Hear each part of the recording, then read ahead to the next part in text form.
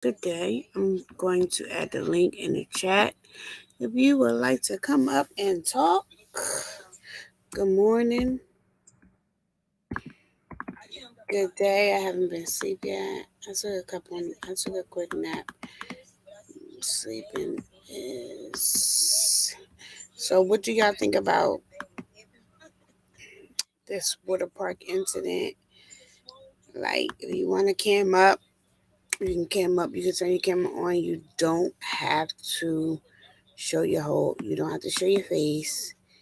You can just cam up. But I just want to get y'all opinion on what y'all think about this water park incident with this family. And what happened with these young men's birthday party? They were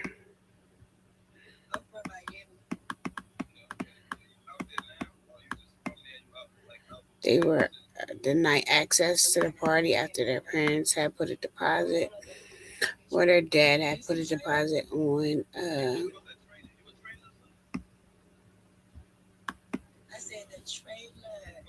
at the park for them to have their 17 party. They're also YouTube um, influencers.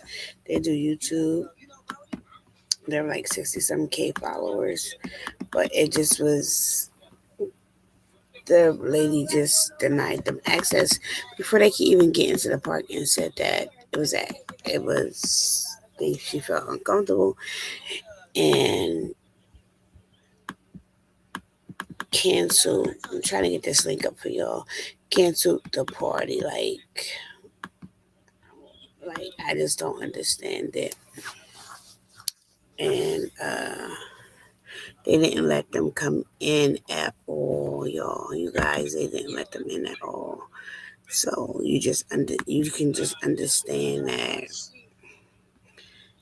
I know these kids' hearts was broken, like because this is the end of the summer. They done shared it on social media. They done told their friends. As they had a flyer, they made a flyer. All their friends was coming. They they paid for it themselves. The young men paid for it themselves, and they were just turned away. They were turned away. I'm trying to get this link up just in case y'all want to cam up. You don't have to show your face. What y'all think about that? Like, it's just so much stuff going on. Like, it's ridiculous. Like, why would they?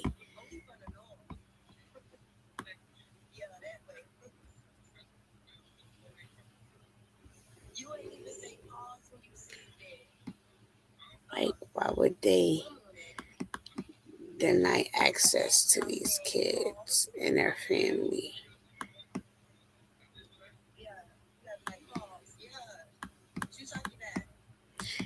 and not let them come in after they already paid their deposit? And they said they were at capacity, but they were already at capacity because the family said they looked on the thing and they had already said they were at capacity. Capacity that this year was 600, but normally it's higher. But because of COVID and all of that, they had the capacity at 600. So remember, their party was from 7 to 9. So they had to get those people out first, and then they were coming in. They came in earlier. You know, some people want to come in early, get assess the scene. You know, it's your party. You want to make sure everything's right. Everybody knows what's going on.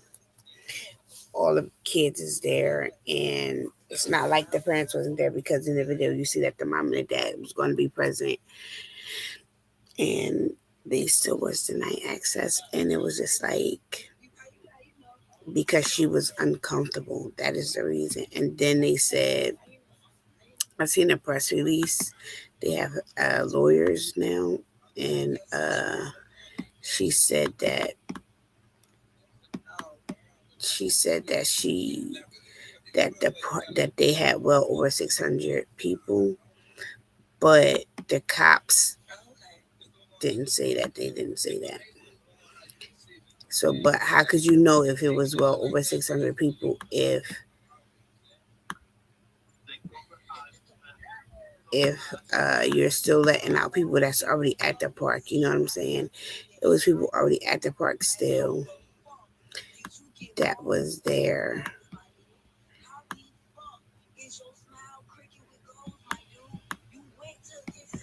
So it's like,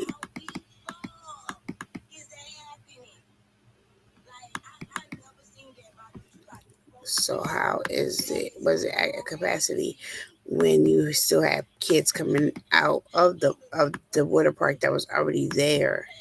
So they were coming out of the park that was already, they were coming out of the park.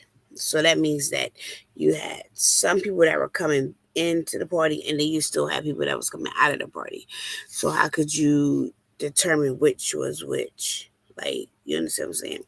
Like, you don't know which was for this young man's party and who was coming for, who was just leaving the park because you was already at capacity that day. But their party was from 7 to 9, like 7:30 to 9:30, something like that. I know it started at 7, was going to end at 9. Now it was adults there because their mom and dad clearly was there because the two teens got there first, and then they called them to let them know, and they were saying that because they had put it on social media. But as like they were saying, they always put their stuff on social media. So they always like uh, advertise on social media. So they didn't understand why they didn't. They said that that they were mad, and the dad said if he would have paid. So I think they said they paid 800 for 250 guests for that amount of time. He said if he would have paid 200 more, he would have got 1,400 guests.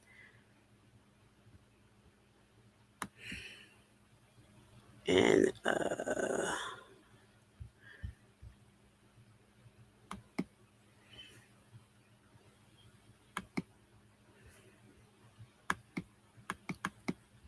so it's just like this stuff has to stop saying that you're uncomfortable because you don't want to do it, and then what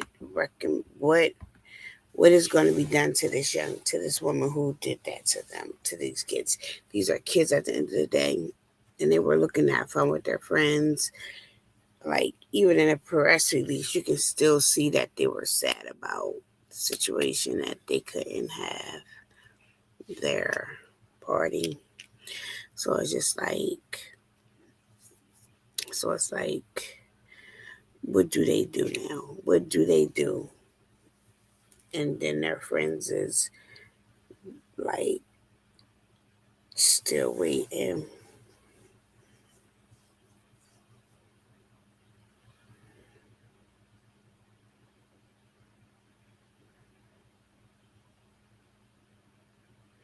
So what do you do after that? I'm just seeing if y'all can hear me. So what do you do? Okay, y'all can hear me. So it's just like, why did y'all do that to them? I just don't understand it. And y'all still have yet to give a refund, or and you also said that it was too many people inside. Like, but then the cops didn't corroborate your story. They said that it wasn't 500 people there. So where'd you get that from? So it's just like y'all just was making up stuff.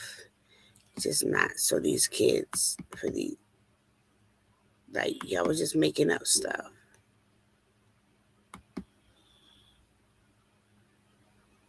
So it's like, okay, now I got the link in the chat, y'all. So if y'all want to come up, just hit that link right there and we can pull you up and you can be inside the chat with me.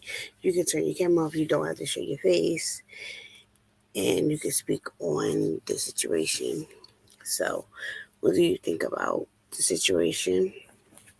I think that it is alarming that they were not allowed in. I just feel like, when does it stop? When does it stop? When does it get to the point where, okay, it's okay to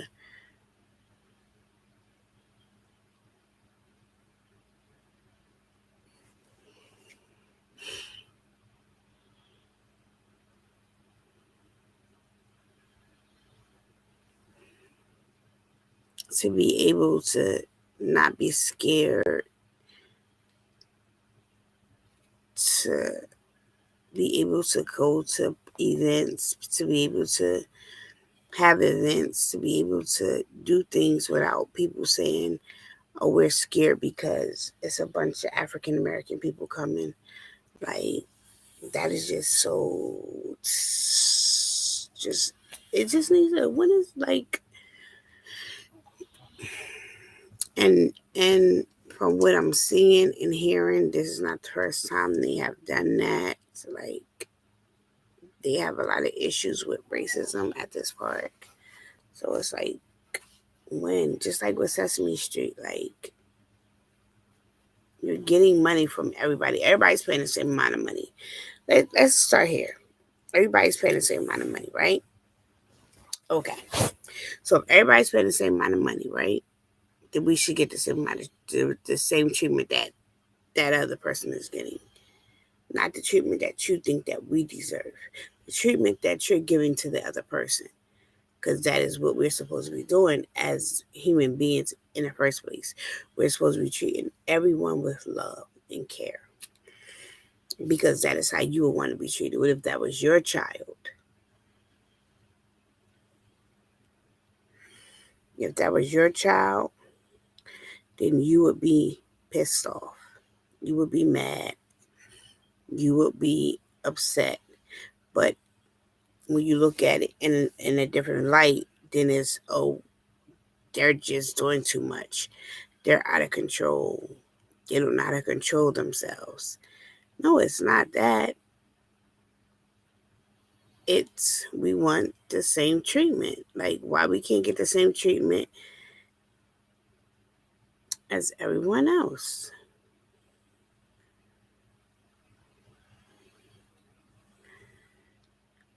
Why we can't get the same treatment? Like, what did we do so harsh that y'all decided that no,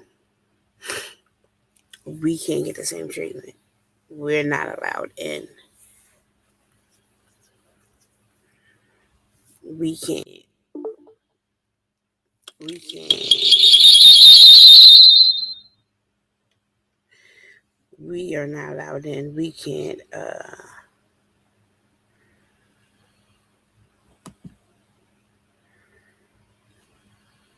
We can't.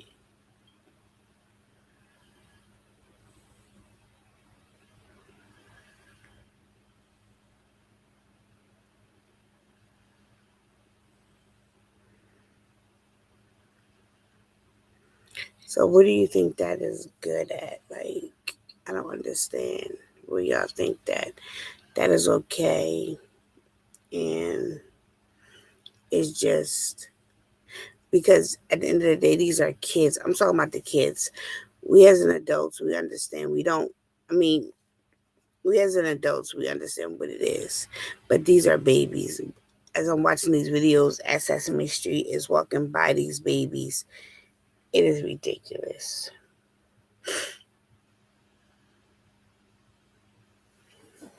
It is ridiculous. So it's like, why do you treat the kids that way? Why are you treating the kids that way now? You're doing the parents, not the kids. These kids are, you can damage,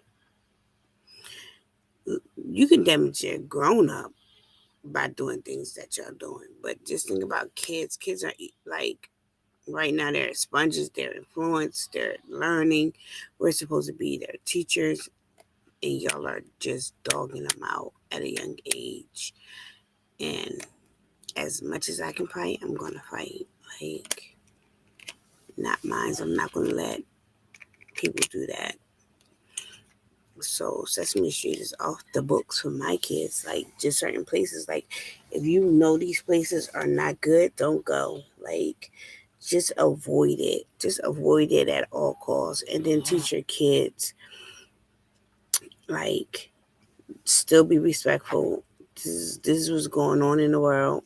You have to deal with it. Like it's it's something that they shouldn't have to deal with, but they do have to deal with it. That's just what it is.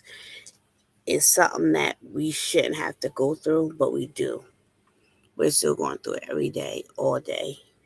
Like it should be like going, but we're still getting current. We still getting spit on. We're still getting we don't matter. Kill yourself. Like it's just a non-stop.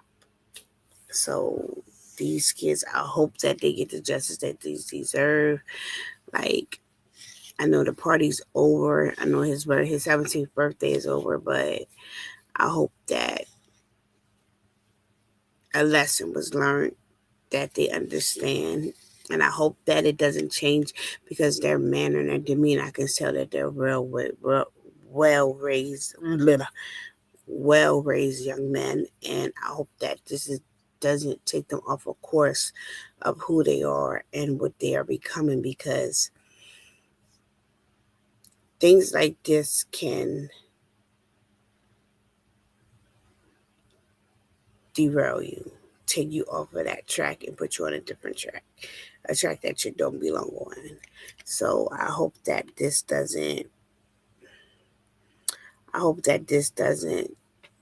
take them off of their track. You understand what I'm saying?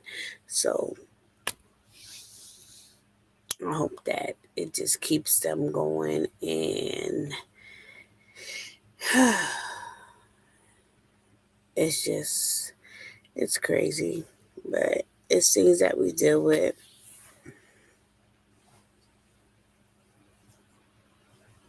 It's unfortunate, but it's what we deal with. And I know, like all, like as a mom, I have black sons and a husband and a wife to a black husband, and I have 5 sons and a husband, and they all have dreads. Now, I have 2 sons who have recently cut their hair off. Well, my oldest, my 20-year-old, cut his hair off maybe. He's a junior in college, so when he was maybe a sophomore in high school, he cut his hair off. And then now my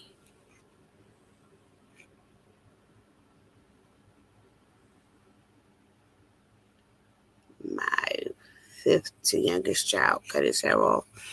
He's a sophomore. Well, he's a junior now, but he cut it off last year as a sophomore in high school. Well, he cut it off during the summertime. So I pray every day, and I'm worried all the time when my kids go out that door, my sons go out that door, because it's just what you do as a parent. Now, even I know all parents are always protecting their children, but as African American mom with as African American sons who drives, who has cars, my kids have cars, and I just want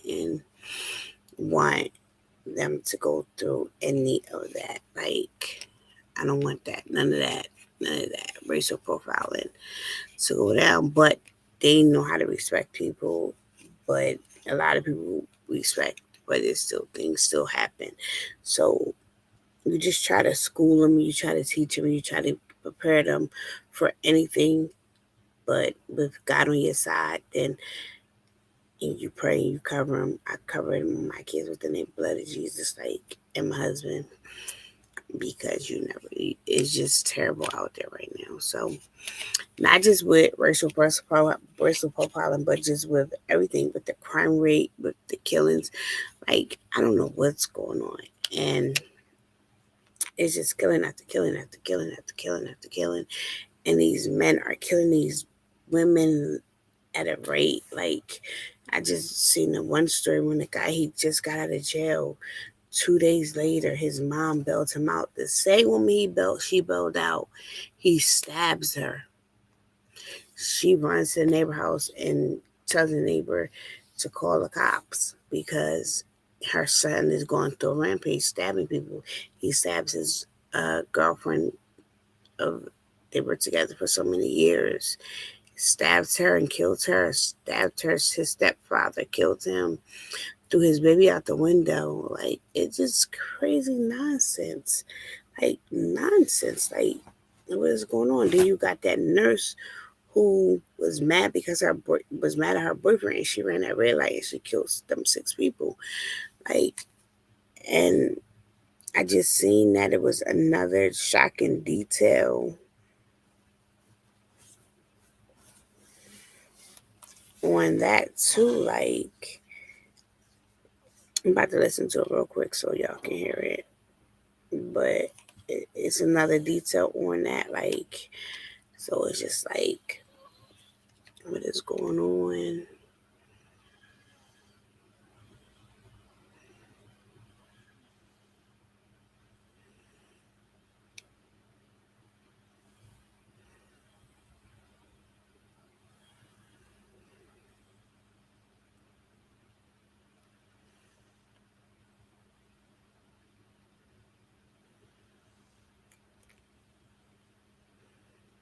So let's listen to this, you guys. Today we are going to be filing criminal charges in connection with last Thursday's tragic crash that killed 6 people and injured 6 others.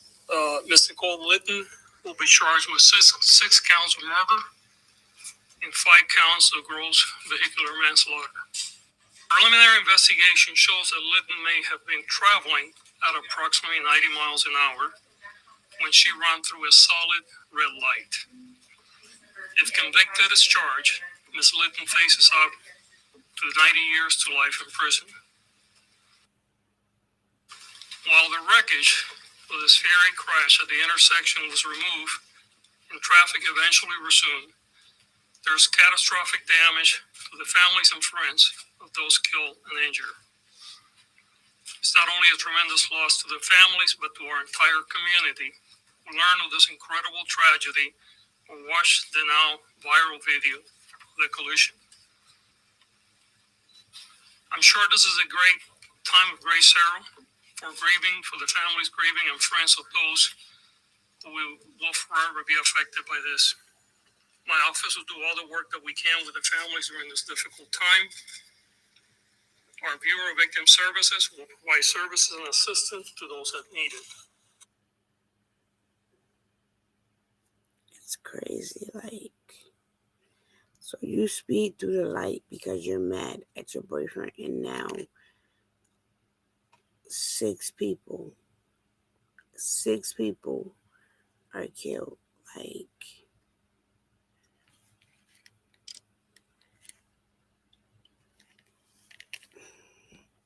hold on, you guys.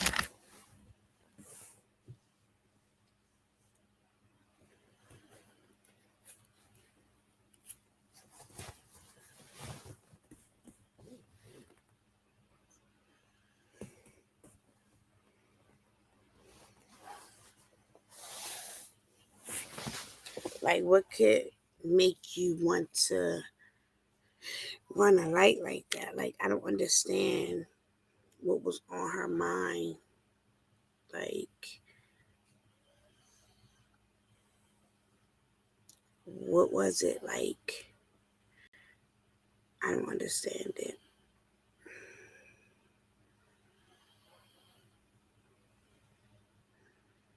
And it was a pregnant woman. Like, you killed 6 people. The CHP has arrested the driver who plowed her speeding car into a busy intersection, killing 6 people. A pregnant woman and child are among the dead. Eyewitness News reporter Mark Cota-Robles is live in Windsor Hills with the new developments this morning. Mark.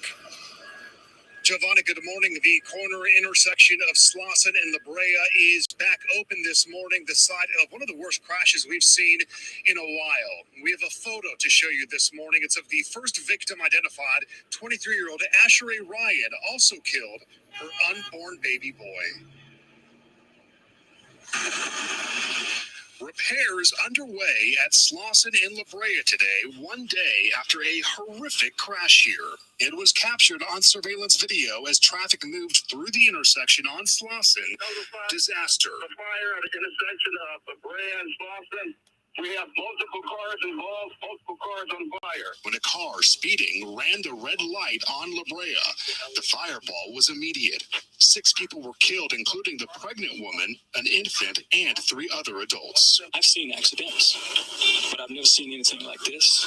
Alfonso Word was approaching the intersection when he saw the explosion. Then I seen the pregnant mother that was laying on the side that was pregnant.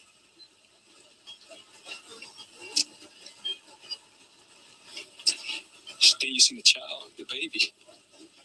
And that's what gets you, because you seen that baby. I'm a father myself. I seen the baby.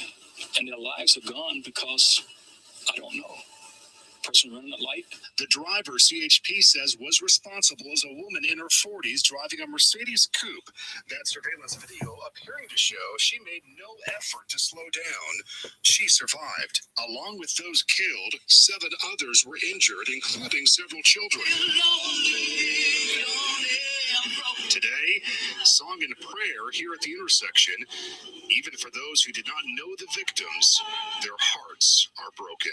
What in the world could have happened? Like, to where, she just couldn't stop or what? I don't know what happened. I just know that that was so tragic to the community, the families. God bless you guys. My prayers are in my prayer line, my prayer partners, my family, we're praying.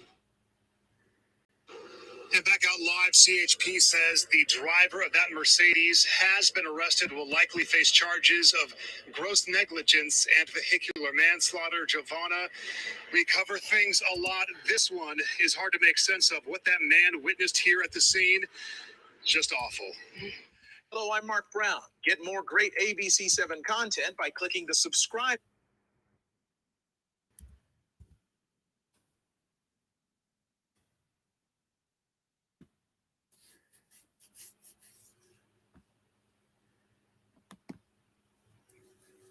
So, like, that's another one. Then now I'm seeing that here to help you fly through your day. that the Parkland shooter, Nicholas Cruz, is his trial is live right now, and they're saying that he's refusing to listen to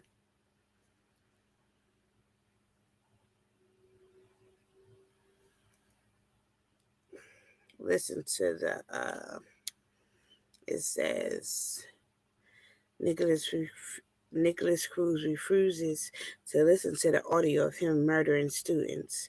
Nicholas Cruz put his fingers in his ears in court while audio of him shooting students at Major Stoneman Douglas High School in Parkland, Florida was played for jurors. Cruz has pleaded guilty to 17 counts of murder, and the jury will not determine whether to recommend life in prison or death penalty. So now you killed all these kids, but you can't be. You was man enough to kill all these kids, but you're not man enough to listen. You're not man enough to listen. That's what you're telling me. Good afternoon. Please raise your right hand. Do you solemnly swear or affirm the testimony you're about to give is the truth, the whole truth, and nothing but the truth? Yes. Thank you. You can go ahead and have a seat. Please speak into the microphone. State your full name and spell your last name for the record. Veronica Steele, Steel. Thank you. Good afternoon, Ms. Steele. How are you? Good, how are you? Good. Do you go to school? Yes. Where do you go to school? Florida Gulf Coast University. And what year are you in? My sophomore year. Sophomore year? Yes. Where'd you go to high school? Douglas. Marjorie Stoneman Douglas High School. When did you graduate? 2021. Remember, this was 4 years ago, and now he's just going to trial. Like, this was 4 years ago. Why is he just going to trial? I don't know. I guess you want to blame it on COVID, but 1257. And whose classroom was that? Mr. Beagle's class. Scott Beagle? Yes. And what was Mr. Beagle teaching? He was teaching government. Government? Yes. Okay. And do you remember approximately how many students were in the class. Like, that is crazy. It is ridiculous.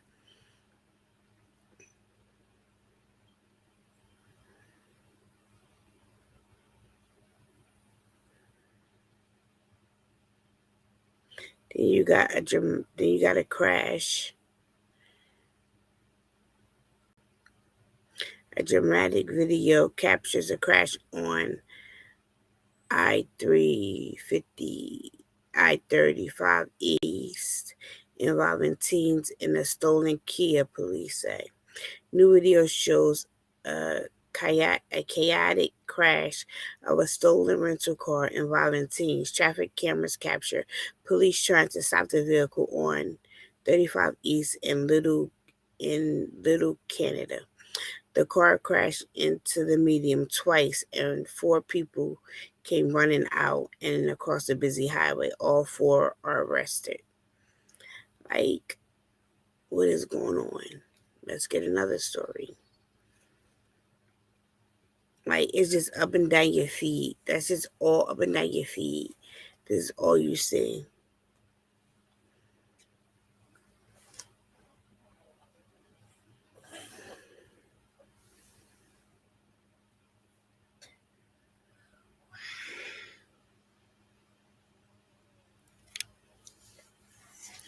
And then that nurse that did that crash, she had a crash before.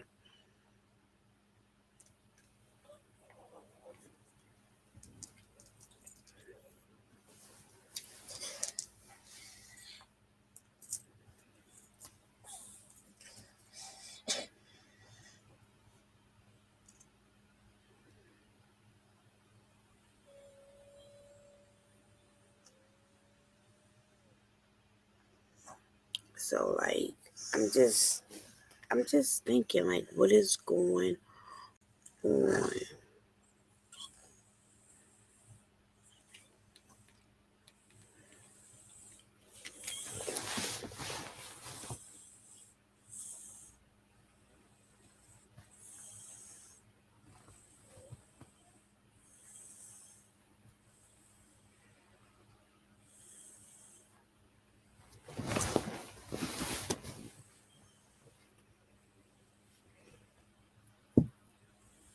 Now, because of a boy that this was your boyfriend, you took all these innocent people's lives, and then now you're going to be in jail for the rest of your life.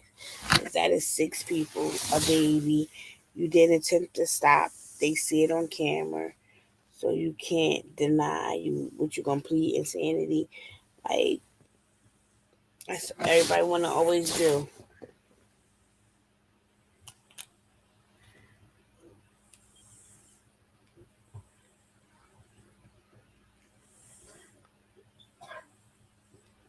Okay, y'all, I'll be back.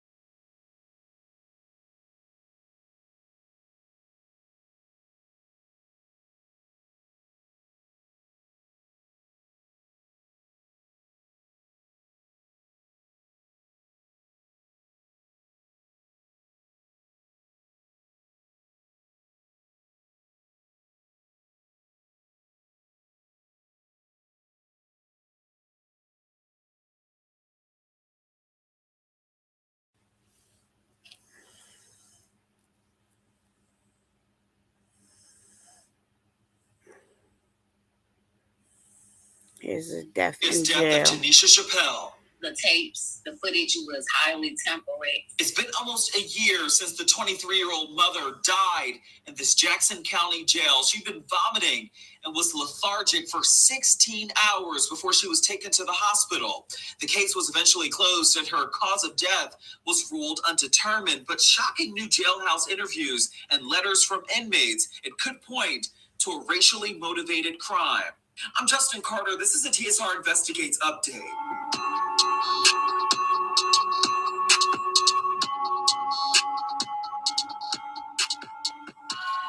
July 16, 2021, surveillance video captured Tanisha Chappelle laid out on the floor of the Jackson County Jail. She was pleading for help. Can you come do something? What's up? You know, we got a naked lady on the floor here. She was vomiting, moaning in pain, and at one point, so sick, she stumbled and struck her head on her metal bed frame. Her cries for help to get to the hospital went unheard until it was too late. Tanisha ultimately died. Hospital emergency room staff first noted her symptoms were similar to antifreeze poisoning. Despite reports of Tanisha likely suffering from, quote, probable toxicity from an unknown substance, testing done by another crime lab concluded that there were no chemicals found in her system. And the Jackson County prosecutor wrote in his report that no crimes were committed by the inmates or employees of the Jackson County Jail. The system was very wary. Like, she would always let the guards know, let the jailers know that, hey, I'm going in the shower. I'm on camera just in case they try to do anything. The Shade Room got a hold of a taped interview with a former inmate of the Jackson County Jail. She says another inmate named Sylvia Terry admitted to poisoning Tanisha. She said it was racially motivated. It was a constant racial thing going on, but they got the guards back there, and the guards didn't give a damn. Sylvia didn't care. Megan McIntosh didn't care. Amanda Burton didn't care. And Mia DeGumia. Those are the ones that tormented her. Megan McIntosh made a noose out of some old material or whatever that Sylvia had. As a matter of fact, when the day that I got moved into the pod with Kimberly Rosales, one of the guards had walked in there and told Tanisha to get her stuff off the bed. Then Sylvia snapped on everybody, well, basically Tanisha, and said there ain't nobody gonna do nothing unless they go through me. Tanisha didn't come back out of the room much that night.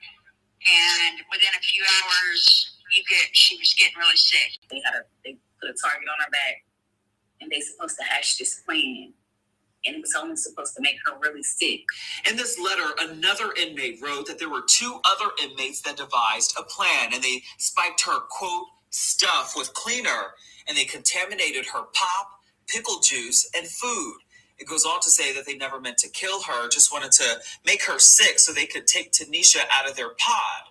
Our investigation sent social media into an uproar. It got the attention of celebrities like Viola Davis, who spoke out about this. Viola Davis wrote, quote, Tanisha, you were failed on every level. This is blatant disregard for human life. Adding to the family's heartache, photos of the jail staff have since emerged, allegedly having a potluck while Tanisha was suffering in a cell nearby.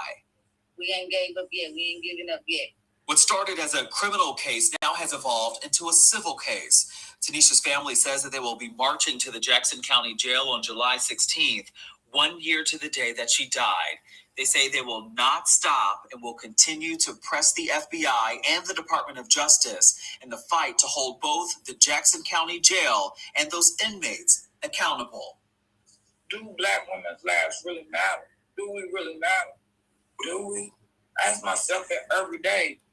Do my life really matter? Because people walk around like, oh, it's not me, so I don't care about them. You know, it's like no one wants to stand up and be a team, be as one, and let's fight for the right reasons. We have reached out to the Jackson County prosecutor for a comment. We're still waiting to hear back. For TSR Investigates Updates, I'm Justin Carter.